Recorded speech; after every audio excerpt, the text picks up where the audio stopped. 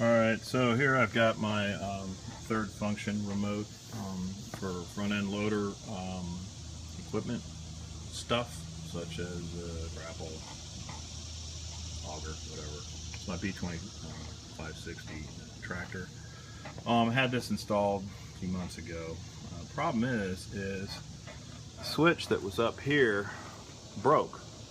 Now I put a new one in, and the new one is got it on Amazon. If I got another one right here. It looks like this. So there's 4 connections in the bottom. The ones across the ends, this one and the one way over here, are let me put it down. Do this better. That's what, when you put 12 volts on those ends, the LED on the switch lights. So let's see if I can do this here. Do it like this. So this one, and this one.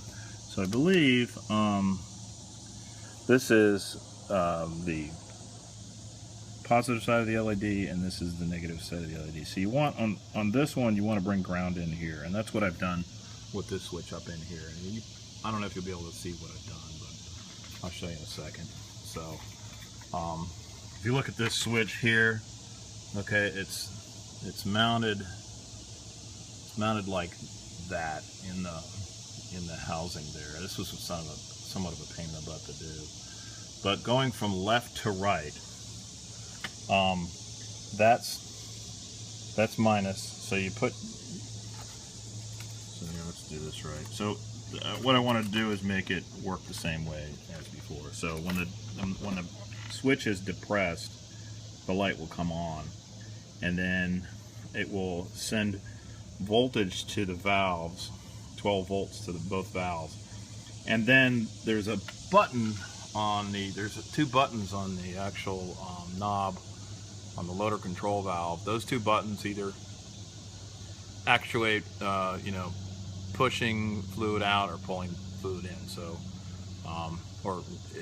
there's 2 lines going out there. So either one of those 2 are associated with these switches here. So anyway, so if you look at this switch here, all right, from the left you put ground on there. That C1 is the input. So what you want to do is put 12 volts on that from your tractor. And there's a red wire. There's a red wire on the third function remote that I have that attached to, and that's 12 volts.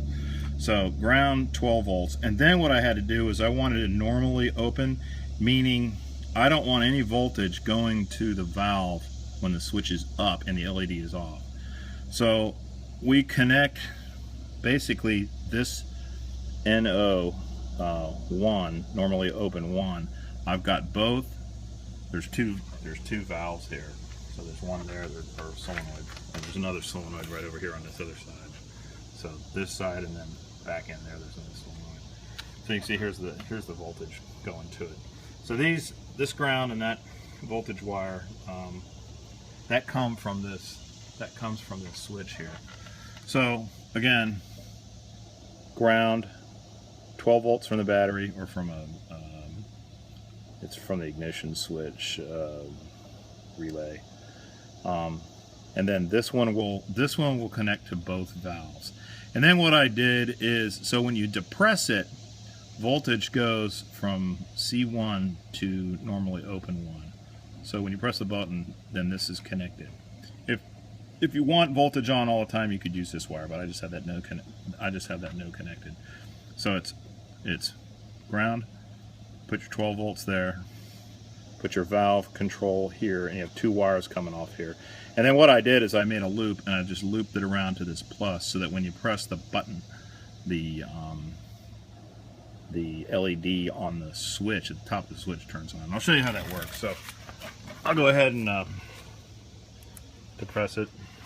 So it's up, and this is supposedly, it was a cheap switch. It was like 20 bucks or 15 bucks. The Kubota wanted $125 for the switch, and that's insane. So anyway, so let's turn the tractor ignition on switch, and then you can see there's no light going on there. So when I press it, you can see the LED light up. Okay, Okay, now when I press these buttons here, the relays down here will go, you can hear them click. You can hear them click. They're actually up in the housing. Yeah, I blew a fuse either earlier, and that was a pain in the butt. I had to I had to grab the fuse out of this wire harness here, but I had to take the freaking dashboard housing off, and that was kind of a pain. But anyway, so there it is. So LED on, LED off, and you know these won't actuate now. So when you press the buttons, you don't hear any clicks. Press that down, you hear the relays going, and then when you want to hear the actually hydraulics move, we'll got to turn the tractor on. Get the pump to run. So it might be kind of hard to see, but press the switch on, okay, and then I'll go ahead and play it. You can see the hydraulic line move. And out here, the lower one goes a little bit, the upper one goes there.